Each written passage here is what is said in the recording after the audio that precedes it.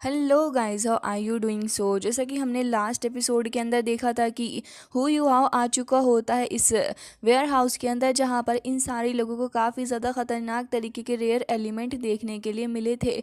इसी के साथ इस एपिसोड की शुरुआत होती है और हमें देखने के लिए मिलता है कि हु यू हाउ और बाकी सब जब अपने आस पास रखी हुई इस खास तरीके के rare crystal rare soul tools को देखते हैं, तो इसे देखकर ये बहुत ही ज़्यादा हैरान हो चुके थे और कह रहे होते हैं कि यहाँ पर तो हर एक जगह पर प्रीशियस मटेरियल्स मौजूद हैं और कह रहे होते हैं कि लग रहा है कि यहाँ पर और कुछ भी है। तभी हु यू हाउ की नज़र पड़ती है यहाँ पर कुछ गोल्डन आइटम के ऊपर और उसे देखकर वो कह रहा होता है कि तो एक बहुत ही ज़्यादा लग्जरी आइटम है जिसका इस्तेमाल किया जाता है एक काफ़ी ज़्यादा ख़तरनाक मशीन बनाने के लिए।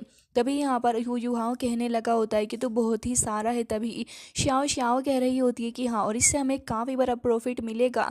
जबकि दोंगर कह रही थी कि मुझे तो लग रहा है कि हमारे पास में जो स्टोरेज सोल गाइड है ये यहाँ पर कम पड़ जाएगा क्योंकि मटेरियल्स ही इतना ज़्यादा है। तभी हु यू हाउ कह रहा होता है कि हाँ, ये बात तो तुमने बिल्कुल सही कही, लेकिन अभी के लिए हमें यहाँ से सारे मटेरियल को लेने की ज़रूरत नहीं है। फिलहाल तो मुझे लगता है कि हमें सबसे इम्पोर्टेंट मटेरियल को गैदर करना चाहिए, जिसके बाद ये सभी अलग अलग जगह पर चली जाती हैं। और सबसे पहले श्याओ श्याओ को देखते हैं जो कि यहाँ पर आसपास में रखे हुए कुछ शेल्फ्स के अंदर से सारे मटेरियल को अपने पास रख लेती है क्योंकि वो एक हाई क्वालिटी का रेयर मटेरियल था। दूसरी तरफ यहाँ पर डोंगर और साथ ही क्यूआर भी दोनों ही यहाँ पर ख़ास तरीके के मेटल को अपने पास में रख लेती हैं। बट यहाँ पर डोंगर और साथ ही क्यूआर दोनों ही ये चीज़ को नोटिस करती हैं कि इनकी आंखों के सामने एक ख़ास तरीके का क्रिस्टल रखा हुआ है। अब जैसे ही वांग डोंगर उसको उठाने की कोशिश करती है तो यहाँ पर वो थोड़ा सा लाइटन अप भी होता है, लेकिन वो उसको मूव नहीं कर पा रही थी। हु यू हाउ यहाँ देख रहा होता है, तभी ये तीनों ही उसके पास आ जाती हैं और यहाँ पर वांग डोंगर उसको बता रही होती है कि हु यू हाउ, हमने यहाँ पर शेल्फ के अंदर एक अजीब ही तरीके का डिवाइस ढूंढा है जो कि काफ़ी ज़्यादा अजीब है कि वो मूव भी नहीं कर पा रहा है, मैं उसे उठा नहीं पा रही हूँ। ऐसा लग रहा है कि जैसे किसी ने उसके ऊपर ग्लू लगा दिया हो। तभी श्याओ श्याओ भी कहती है कि हाँ, उस तरीके का एक मैंने भी ढूंढा है। और तभी यहाँ पर वांग क्यूआर का भी यही कहना था। हु यू हाउ इन तीनों की बातें सुनकर समझ जाता है और थोड़ा सोचने लगा होता है। फिर कह रहा होता है कि डोंगर क्यूआर, तुम दोनों मेरी बात सुनो कि जिस जगह पर मैं तुम्हें भेज रहा हूँ तुम तीनों ही यहाँ पर उन लोकेशन पर चली जाओ। और हमें दिखाया जाता है कि यहाँ पर 3 जगह पे वो सेम तरीके का क्रिस्टल रखा हुआ था, जहाँ पर श्याओ श्याओ, वांग डोंगर और साथ ही वांग क्यूआर तीनों ही सेम ही जगह पर आकर खड़ी हो जाती हैं। फिर हु यू हाउ ने बता रहा होता है कि पहले इसे राइट टर्न करो, फिर कहता है कि एक बार इसको लेफ्ट टर्न करके देखो। अब जैसे ही यहाँ पर वो उसकी बात मानकर उसे टर्न करने लग जाती हैं तो फिर हु यू हाउ कह रहा होता है कि अब इसे एक बार फिर से थोड़ा सा ही राइट में टर्न करो। उसकी बात मान के तीनों ही इसको राइट में टर्न करने लग जाती है और हमें दिखाया जाता है कि जैसे ही ये उसके हिसाब से एक्यूरेट तरीके से उसको टर्न करती हैं, तब यहाँ पर एक्यूरेट तरीके से काम करने के बाद ऐसा लग रहा होता है जैसे कि रूफ पे से कुछ तो गिर रहा है। और तभी यहाँ पर हु यू हाउ की अपनी मेंटल फ्लेक्सिबिलिटी को देखने के बाद ये तीनों ही उससे खासा इंप्रेस हो चुकी थी। फिर ये एक दूसरी जगह पर आती हैं जहाँ पर एक शेल्फ काफ़ी ज़्यादा तेज़ी के साथ में हिल रहा होता है। हु यू हाउ समझ जाता है कि ज़रूर यहाँ पर इस डोर के पीछे कुछ ना कुछ होगा क्योंकि ये भी एक रेयर मेटल से ही बनाया गया है। और कह रहा होता है कि देखना तो ये होगा कि हम इसे कैसे क्रैक कर पाएंगे क्योंकि इसमें थोड़ा टाइम लग जाएगा। फिर यहाँ पर वांग क्यूआर कह रही होती है कि चलो हु यू हाउ, मैं इसको ट्राई करके देखती हूँ। और ये कहने के बाद वो आगे बढ़ जाती है। उसके बाद वो अपने सामने देखती है तो उसे देखने के लिए मिलता है कि यहाँ पर एक काफ़ी ज़्यादा स्ट्रॉन्ग रेयर मेटल से बना हुआ गेट है। तभी यहाँ पर वो अपनी स्पीयर का इस्तेमाल करती है और जैसे ही वो काफ़ी फोर्स लगाकर उसे डोर के साथ में हिट करती है तो फिर देखने के लिए मिलता है कि वो डोर तो कुछ ही सेकंड्स के अंदर चकनाचूर हो चुका था। अब यहाँ शाओ शाओ कह रही होती है कि तुम्हारा गोल्डन स्पीयर क्या इस तरीके से भी इस्तेमाल किया जा सकता है?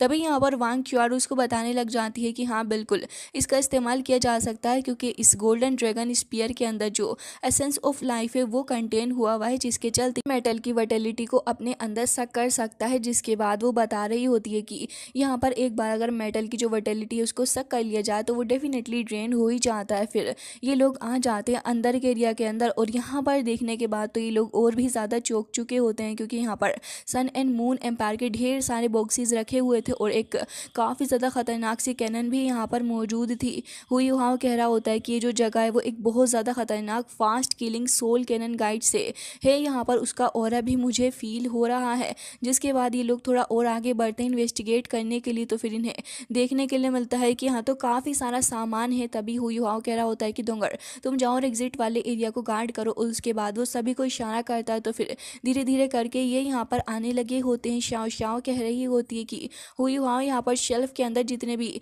सोल गाइड मौजूद हैं वो लेवल 7 से कम के नहीं है। हु युहाओ थोड़ा ऊपर खड़े होकर देख रहा होता है और कह रहा होता है कि ये जो जगह है वो सिर्फ एक रेयर मेटल का वेयर हाउस नहीं है, क्योंकि ये लोग इसको ढूंढ पाने में कामयाब थे। और कहता है कि इस जगह पर इनका एक सीक्रेट काम भी चल रहा है।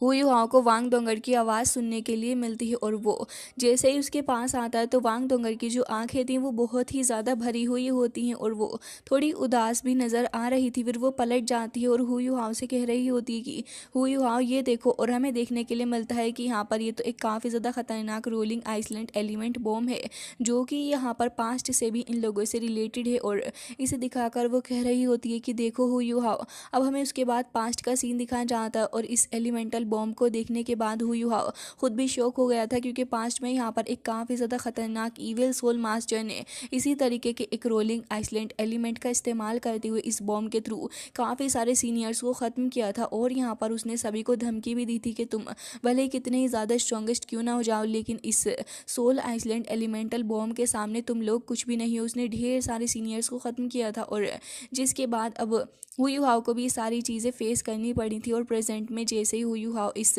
एलिमेंटल बॉम्ब को देखता है तो वो कह रहा होता है कि पास्ट में इसी का इस्तेमाल करते हुए हमारे श्रेक के ढेर सारे लोगों को मारा गया था मिंगडू माउंटेन के अंदर। इंडीड ये सन एंड मून एम्पायर की ही करनी है। और ये कहकर वो अपने हाथों को काफ़ी गुस्से से भींचने लग जाता है और कह रहा होता है कि बहुत गलत था। जबकि शाओ शाओ भी वहाँ आकर खड़ी हो जाती है और वो अपनी आंखों के सामने इस नज़ारे को देखकर बहुत ही ज़्यादा हैरान थी, क्योंकि हर एक बॉक्स के अंदर और शेल्फ के अंदर इन्हें ढेर सारे एलिमेंटल बॉम्ब देखने के लिए मिल रहे थे। इन्हें देखकर ये लोग समझ जाते हैं कि पहले वाले बॉम्ब से भी काफ़ी ज़्यादा खतरनाक है जो कि उस ईवल सोल मास्टर ने इस्तेमाल किए हैं। इंडीड ये लोग यहाँ पर वॉर के लिए बहुत ही ज़्यादा पहले से प्रिपरेशन कर रहे हैं। और तभी यहाँ पर श्याओ श्याओ भी यही कह रही होती है कि ये बहुत ज़्यादा खतरनाक तरीके की बॉम्ब है। वैसे तो इन बॉम्ब को बनाना ही अलाउ नहीं है, लेकिन सन एंड मून एम्पायर फिर भी ये कर रहा है। इंडीड ये लोग जंग छेड़ने वाले हैं। हु युहाओ भी यही कह रहा होता है। तभी हमें दिखाया जाता है सन एंड मून एम्पायर का सीन, जहाँ पर स्काई के अंदर से काफ़ी ज़्यादा तेज़ी के साथ में लाइटनिंग हिट कर रही होती है और बहुत ही ज़्यादा स्ट्रॉन्गेस्ट फोर्स जो थी वो यहाँ पर पड़ रही थी ग्राउंड के ऊपर, क्योंकि यहाँ पर काफ़ी ज़्यादा खतरनाक टाइटल डुओलुओ की जो फाइट हो रही होती है। तभी यहाँ पर इन बिजलियों को देखने के बाद लोग बहुत ज़्यादा हैरान थे। हमें दिखाया जाता है कि दुबूसी की फाइट चल रही होती है लोंग झाओ के साथ में, और लोंग झाओ जो थे वो तो यहाँ पर इतने ज़्यादा गुस्से में होते हैं कि वहाँ पर उनके जो ड्रैगन होता है उसके अंदर से किलिंग इंटेंट साफ नज़र आ रहा था।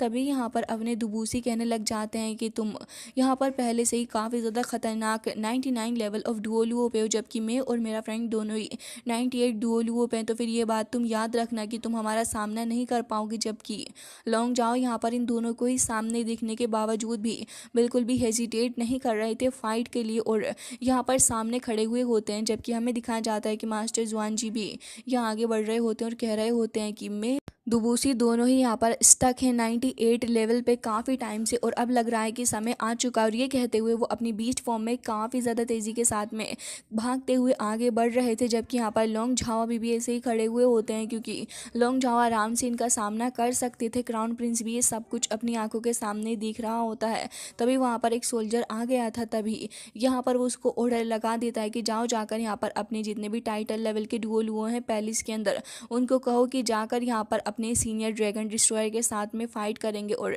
यहाँ पर जितने भी ये बंदे इनको पकड़ कर लेके आओ मेरे सामने की जो 2 पियरलेस जीनियस हैं। अगर हमने इनको पकड़ लिया तो डेफिनेटली ये हमारी बाद में मदद ज़रूर से ही करेंगे, क्योंकि अगर मैं इनको एक बार ख़त्म कर देता हूँ तो फिर ये मेरे लिए काफ़ी ज़्यादा अच्छा हो जाएगा। वो बंदा उसका ऑर्डर लेकर वहाँ से चला जाता है और ऑरेंज देख रही होती है क्राउन प्रिंस की तरफ। तभी क्राउन प्रिंस कह रहा होता है इनमें से एक बॉडी सेक्ट से है, जबकि दूसरा वाला बंदा यहाँ पर श्रेक से है, और दोनों ही ही काफ़ी स्ट्रॉन्गेस्ट हैं और मुझे लग रहा है कि अगर मैं यहाँ पर इनको पकड़ लेता हूँ तो फिर इससे ज़्यादा अच्छा कुछ भी नहीं हो पाएगा, क्योंकि इन दोनों के सर ही मेरे लिए आगे बढ़ने के लिए स्टेपिंग स्टोन्स रहेंगे। और इतनी ज़्यादा गलत बात कहने के बाद वो यहाँ पर अपने लोगों को भेज देता है और यहाँ से काफ़ी ज़्यादा खतरनाक सोल मास्टर्स जा रहे होते हैं, जबकि ये देखने के बाद कि यहाँ पर शू तियानरेन जो है उसने अपने लोगों को भेज दिया है। टीचर जाओ को देखते हैं जो कि अपने डिसाइबल्स को लेकर आ चुकी होती है और साथ ही हमें आओ तियान भी देखने के लिए मिलता है जो कि यहाँ आ गया था, और हमें प्रिंसेस वेना भी देखने के लिए मिलती है। हमें यहाँ पर सेकंड प्रिंसेस भी दिखाई जाती है और इन सभी ने अब बगावत कर दी होती है। ये देखने के बाद कि यहाँ का माहौल तो बहुत ही ज़्यादा बुरे तरीके से बिगड़ चुका है एंड आउट ऑफ कंट्रोल चीज़ें हो रही हैं, क्योंकि यहाँ पर ये सारे ही लोग अब फाइट कर रहे हैं क्राउन प्रिंस की सेना से। जैसे ही आओ तियान यहाँ आता है तो एक ही बार से इकट्ठे में ही वो 4-5 सैनिकों को निपटा देता है। वह भी यहाँ पर सैनिकों को निपटा रही होती है और यहाँ पर ऑरेंज ये नज़ारा देखकर हैरान थी कि इन लोगों ने कैसे यहाँ बगावत कर दी। वो तुरंत ही यहाँ पर अपने पास में रखी हुई गन को निकालती है और फिर 2 सिग्नल स्काई की तरफ को छोड़ देती है। क्राउन प्रिंस अभी भी ये सब कुछ देख ही रहा होता है, लेकिन इतनी देर में हमें दिखाया जाता है कि एक बंदा आगे बढ़ता और कह रहा होता है कि मैं तुम्हें यहाँ से सिग्नल भेजने तो बिल्कुल भी नहीं दूंगा, और अपने स्पिरिचुअल हैंड का इस्तेमाल करते हुए उस सिग्नल को ख़त्म कर देता है। और साथ ही यहाँ पर लगातार ढेर सारे लोग जो कि यहाँ पर बिलोंग करते थे सन एंड मून एम्पायर से, वो यहाँ पर एक एक करके मारे जा रहे होते हैं। इतना ही काफ़ी नहीं था, तभी विंडो को देखते हैं जो कि सडनली यहाँ पर टूट जाती है और हमें देखने के लिए मिलती है कि ना वहाँ पर आ चुकी होती है और कह रही होती है कि शू तियानरेन मैं तुम्हें बिल्कुल भी नहीं छोड़ूंगी। और ऑरेंज भी ये नज़ारा देखकर हैरान थी कि आखिर ये यहाँ पर क्या कर रही है। ऑरेंज उसको देखती है तो वो तुरंत ही यहाँ पर अपने ऑरेंज बॉम्ब को फेंक कर मारती है नाना के ऊपर, लेकिन वो यहाँ पर इन सभी से बचते हुए सामने आ ही जाती है और हमें दिखाया जाता है कि क्राउन प्रिंस के ऊपर हमला करने ही जा रही थी। लेकिन तभी यहाँ पर क्राउन प्रिंस अपने ऊपर एक शील्ड लगा लेता है जिससे कि वो काफ़ी ज़्यादा दूर जाकर रुकती है। और ये सीन देखने के बाद ऑरेंज लगातार काफ़ी ज़्यादा गुस्से से उसके ऊपर बॉम्ब्स फेंक के जा रही थी, लेकिन हमें दिखाया जाता है कि यहाँ पर नाना भी काफ़ी ज़्यादा ज़िद्दी थी और वो यहाँ पर धोखे से आ जाती है। लेकिन इतनी ही देर में एक बंदा आता है जो कि उसे दूर फेंक कर मारता है और हमें देखने के लिए मिलता है कि अब उसकी हालत इतनी ख़राब थी कि उसे आकर यहाँ पर संभालती हैं अपनी टीचर जाओ। फिर उसके बाद हमें दिखाया जाता है कि यहाँ पर ये बंदा तुरंत ही अपनी सोल रिंग्स को एक्टिवेट कर लेता है और वो यहाँ पर कह रहा होता है कि लग रहा है कि यहाँ पर तुम लोगों को किसी से भी डर नहीं है। जबकि हमें दिखाया जाता है कि सन एंड मून एम्पायर के जो लोग थे वो भी यहाँ पर काफ़ी ज़्यादा बुरे तरीके से चीज़ से सफ़र कर रहे होते हैं और यहाँ पर उनकी भी हालत ख़राब थी। लेकिन इतनी देर में श्रेक के भी बंदे उनको काफ़ी बुरे तरीके से पीट रहे होते हैं। यहाँ पर 2 बंदों के बीच में तो काफ़ी बुरी फाइट चल रही होती है। यहाँ पर दोनों ही एक दूसरे को सप्रेस करने जा रहे थे, तभी प्रिंसेस वीना को देखते हैं जो कि वहाँ से भागती हुई जा रही थी। लेकिन अब तो यहाँ पर ये जो क्राउन प्रिंस के सोल्जर हैं वो तो ऐसे आ रहे होते हैं जैसे कि बरसात हो रही है। इतनी ज़्यादा ख़तरनाक सिचुएशन में हमें देखने के लिए मिलता है कि सिचुएशन को और भी ज़्यादा वर्स्ट बनाने के लिए यहाँ पर आ चुकी होती है अपनी शाया भी। और शाया जैसे ही यहाँ पर आती है तो फिर उसके आने के बाद किसी के आने की ज़रूरत ही क्या है। इवन इसे देखने के बाद तो टीचर जाओ भी कह रही होती हैं कि ये तो यहाँ पर फिनिक्स ईविल फायर के साथ में अल्टीमेट सेन थे और इसकी पावर तो यहाँ पर वाकई में ये लोग काफ़ी ज़्यादा ख़तरनाक तरीके से बेयर करेंगे। जबकि प्रिंसेस वेना अभी भी यहाँ पर लगी हुई होती है और आवतियान को दिखते हैं जो कि यहाँ पर अपनी अवतार बॉडी के अंदर आकर तुरंत यहाँ पर फाइट करने के लिए चला जाता है शाया के साथ में।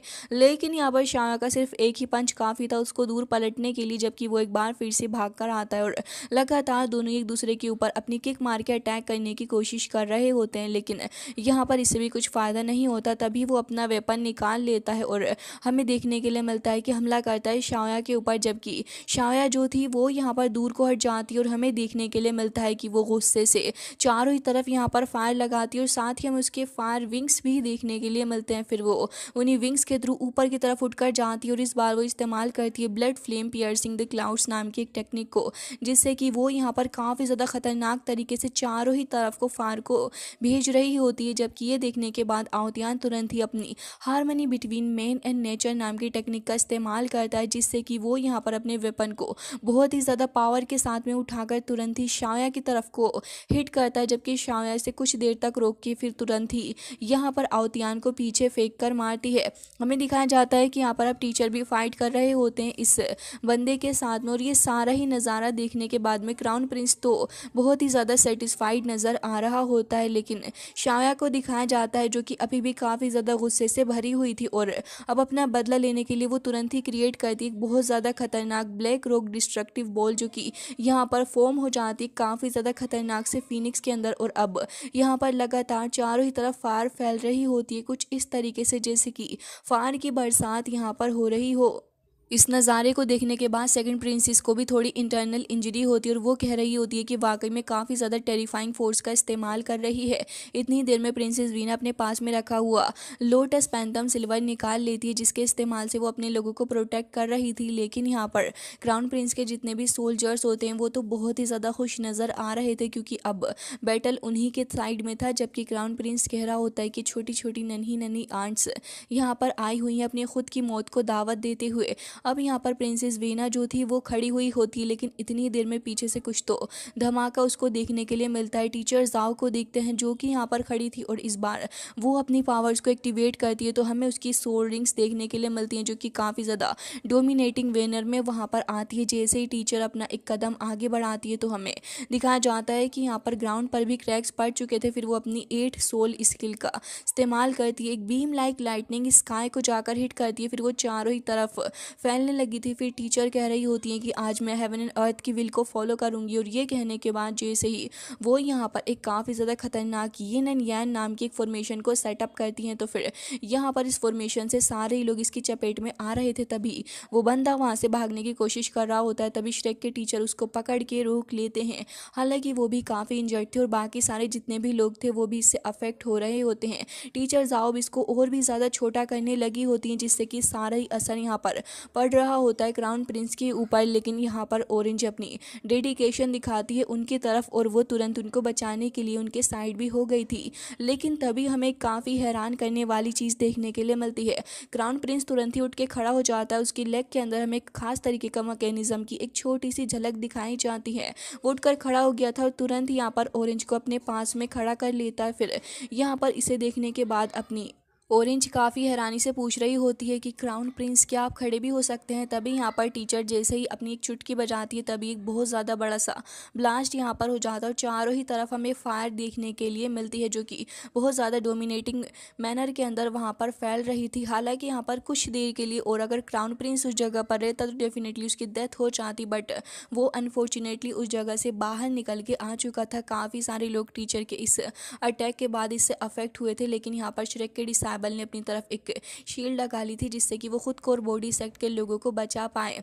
एंड ऐसा होता भी है और आवतियान को देखते हैं जो कि यहाँ पर आ जाता है और साथ ही यहाँ पर सेकंड प्रिंसेस भी देख रही थी सभी को। तो ये लग रहा होता है कि यहाँ पर ये कामयाब हो चुके हैं, लेकिन इतनी ही देर में हमें देखने के लिए मिलता है काफ़ी ज़्यादा खतरनाक सी चीज़। असल में हमें दिखाया जाता है कि ये जो अपना क्राउन प्रिंस इसने काफ़ी ज़्यादा खतरनाक तरीके की लेवल 9 की एक डिफेंस सोल टूल का इस्तेमाल किया होता है, जिसकी वजह से वो खुद को बचाने में कामयाब हो पाया था। और ये सोल टूल भी देखने में बहुत ज़्यादा स्ट्रॉन्ग लग रहा होता है। इवन टीचर जाओ इसे देखकर समझ जाती हैं कि असल में ये एक काफ़ी ज़्यादा खतरनाक 9th सोल स्किल वाला एक टाइटल डुओ ये जो कि इसे ब्लॉक कर सकता है। जबकि हमें दिखाई जाती है प्रिंस की अब सोल रिंग्स, जिसे देखकर सभी लोग हैरान थे और किसी को भी विश्वास नहीं हो रहा था। इतनी ही देर में हमें देखने के लिए मिलती हैं कि यहाँ पर सोल गाइडेड वेपन कैनन भी आ जाती हैं जो कि तुरंत यहाँ पर चारों ही डायरेक्शन में सेटअप हो चुकी थी। फिर क्राउन प्रिंस यहाँ पर लैंड करता है और हमें देखने के लिए मिलता है कि सभी लोग समझ गए थे कि एक लेवल 9 का पीक डिफेंस सोल इंस्ट्रक्टर है। दबदबा यहाँ पर खड़े हुए सारे ही लोग मान रहे थे। तभी शाया को देखते हैं जो कि वहाँ से गायब हो जाती है और फिर हमें देखने के लिए मिलती हैं सोल गाइडेड कैनन्स जो कि यहाँ पर ऑटोमेटिकली इन सभी की तरफ आ चुकी होती हैं। प्रिंसेस वैना ये सारा ही नज़ारा देखकर समझ जाती है कि शू तियानरेन ने जानबूझकर इन सभी को यहाँ पर इकट्ठे ही फंसा लिया है, जिससे कि वो सभी के असली रंग देख पाए। और यहाँ पर प्रिंसेस वेना जो थी वो तुरंत ही अपने लोगों से कह देती है कि विड्रॉल करो। लेकिन इतनी देर में जो सोल गाइडेड वेपन थे वो तो यहाँ पर अब इन सभी को अपना निशाना बना चुके होते हैं। जैसे यहाँ पर दुबूसी और साथ ही जवान देखने लग जाते हैं ये नज़ारा, तो यहाँ पर वो काफ़ी ज़्यादा हैरान हुए थे। जबकि यहाँ पर क्राउन प्रिंस के जितने भी सोल्जर थे वो इन सभी के पीछे भाग रहे होते हैं। तभी क्राउन प्रिंस सभी को रुकने के लिए बोलता है, तो वो सभी रुक भी गए थे।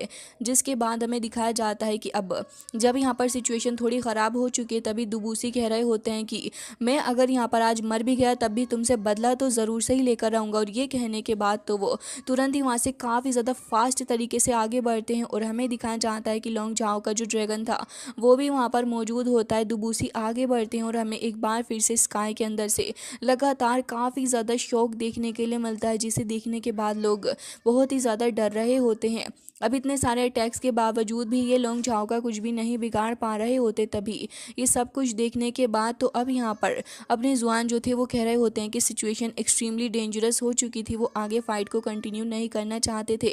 लेकिन यहाँ पर दुबूसी तो अब जिद पे अड़े हुए होते हैं और कह रहे होते हैं कि मैं तो यहाँ पर ऐसा करके रहूँगा। और अपनी 8 सोल स्किल का इस्तेमाल करते हुए एक काफ़ी ज़्यादा खतरनाक सी पावर बॉल को जनरेट करते हैं, जिसके अंदर से बहुत ज़्यादा फोर्स जनरेट हो रही थी। फिर वो उसको लेकर कैरी करके आगे बढ़ते हैं और तुरंत ही यहाँ पर उसे आगे बढ़ा देते हैं। ये देखने के बाद तो यहाँ पर तुरंत ही लॉन्ग झाओ बाकी सारे लोगों को पीछे हटने के लिए कहता है, जबकि जैसे ही दुबूसी इसको आगे बढ़ाते हैं तो इतनी ही देर में यहाँ पर लॉन्ग झाओ का जो ड्रैगन था वो आकर इसको सीमेट के अपने साथ कहीं दूर लेकर चला जाता है। फिर उसके बाद एक बड़ा सा ब्लास्ट हमें देखने के लिए मिलता है। फिर तो यहाँ पर ग्रीन रेन होने लगी थी, जिससे अफेक्टेड होकर यहाँ पर क्राउन प्रिंस के लोग यहाँ पर काफ़ी ज़्यादा बुरे तरीके से डेड हो रहे थे, जबकि अभी भी इन लोगों की फाइट ऐसे ही चल रही होती है। जबकि क्राउन प्रिंस यहाँ पर खड़ा हुआ था ऑरेंज के साथ में और यहाँ पर खड़ा हुआ होता है अपना चर्च लीडर भी, जो कि कह रहा होता है कि क्या करना चाहिए। वो कहता है कि प्लान को फॉलो करेंगे, अभी भी उन लोगों को जाने दो वेस्ट की तरफ, क्योंकि साथ क्राउन प्रिंस पहले से ये सब कुछ एक्सपेक्ट कर रहा था और कह रहा होता है क्योंकि वैसे भी हमारा ईस्ट साउथ एंड नॉर्थ की तरफ तो अपने सोल्जर वगैरह हैं ही, उन्हें हाई अलर्ट पर सेट कर दो क्योंकि आएगा। लेकिन गाइस दूसरी तरफ हमें दिखाया जाता है वेस्ट की तरफ, जहाँ पर काफ़ी सारे बॉम्ब्स रखे हुए। इसी के साथ आज का ये एपिसोड एंड हो जाता है। आई होप कि आपको पसंद आया होगा। मिलते हैं नेक्स्ट वीडियो में, तब तक के लिए bye bye, take care of yourself.